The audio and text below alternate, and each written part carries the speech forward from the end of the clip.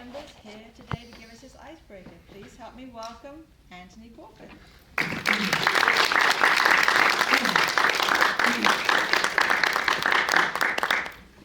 I am so nervous. But I'm happy to be here. Thank y'all for allowing me to do my speech first.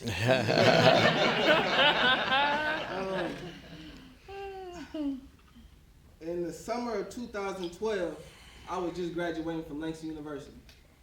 And I didn't think beyond Langston University because, one, I wasn't even supposed to be at Langston University.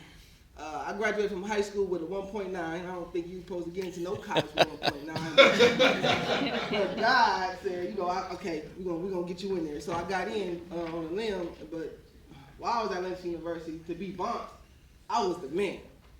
All the ladies wanted me. I was Student Government Association president, vice president, activities coordinator. I did it all at Langston. I even did a pageant. I don't know if you did a pageant before, but pageants are fun. You should try. That summer, I just remember thinking, I didn't plan for this. I didn't plan for the real world, as you would say when you graduate from college. I wasn't ready. So the first thing I did was apply for a job. I never applied for a job before. I was, doing my thing at Langston. And the first job that I applied for was Walmart. And I remember telling myself back in college, because that's the store everybody shops at while you're in college, that I will never ever work at Walmart. So of course I bit my words, and I had to work at Walmart because I didn't have nothing planned for myself. And I hated it. I really hated Walmart. I'm not going to sugarcoat it. I didn't like it at all. I didn't like how the managers talked to me. I didn't like how they treated me. And the coworkers were very weird. I didn't get along with any of them. It was scary. And I remember sitting down asking myself that question that I should ask myself, I think 10 years before. What on earth am I doing here? It plagued me. It hurt me. I didn't know what I was doing at Walmart. I mean, I did all this stuff at Langston, and now I'm like at Walmart. That hurt me. So I had a plan in my mind. I was, I majored in English education. So I was like, I'm gonna take the OSAT. That's the Oklahoma Subject Area Test.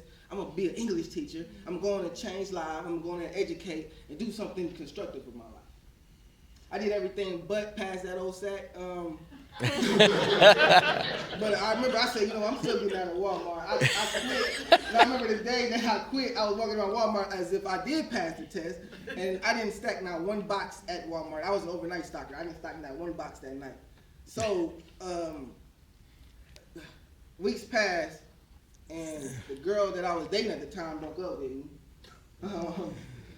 I was broke. I decided to be a substitute teacher for Oklahoma Public School District, and I was making $50 a day. So to me that was a come up from making $7.50 an hour to making $50 a day. You can do the math, but I was stressing. I was going bald, and I just remember just asking myself that question: what on earth am I doing here?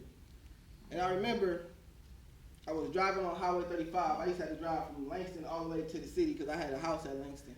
And the car that I was driving at the time broke down. And I remember sitting in that car motionless, not knowing where my life was going or how did it go downhill. So I asked myself that question again: what on earth am I doing here? And I didn't have no answer. So that's when the first time I ever contemplated suicide. I wanted to hop out that car and let one of those big rig trucks just splatter my body parts all over the place. And luckily and strangely, the moment that I got out that car, my auntie pulls up right behind me, and she did something to the car, made it start. We got to the closest shop, and that was that with the car. They said the car engine had died, so I was left without a car. And in my heart, she saved me.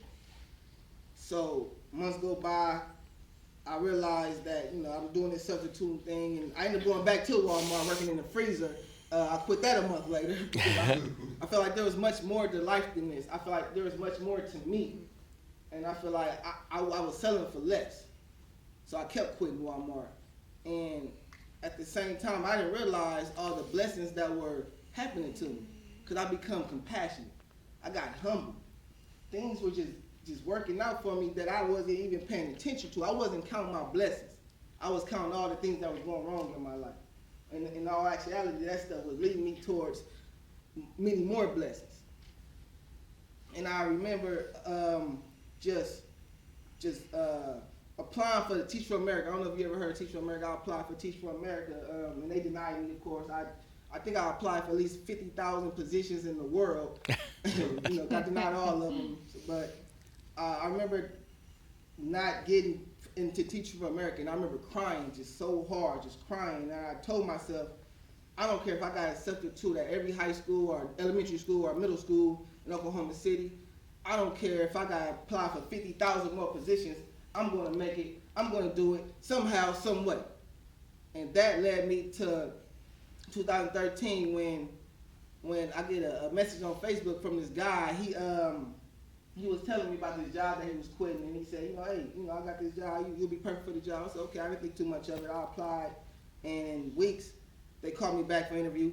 Did the interview, and they loved me. I don't know what they loved about me, but they loved me, and they hired me. And it was basically what I was doing with the kids that I was doing at Douglas, because I started a junior sorority and a junior fraternity, and that truly helped me out because I learned a lot about urban youth, and I decided, like, you know what, this is what I want to do. I want to be able to make a difference in people's lives through my voice, through some creative programs, and this is why I'm here. And I'm a spiritual counselor. I want to do things. I want to travel the world, and I want to give inspirational and motivational speeches. So this is why I'm here. Thank you for your time. I noticed the red light, so I had to finish it.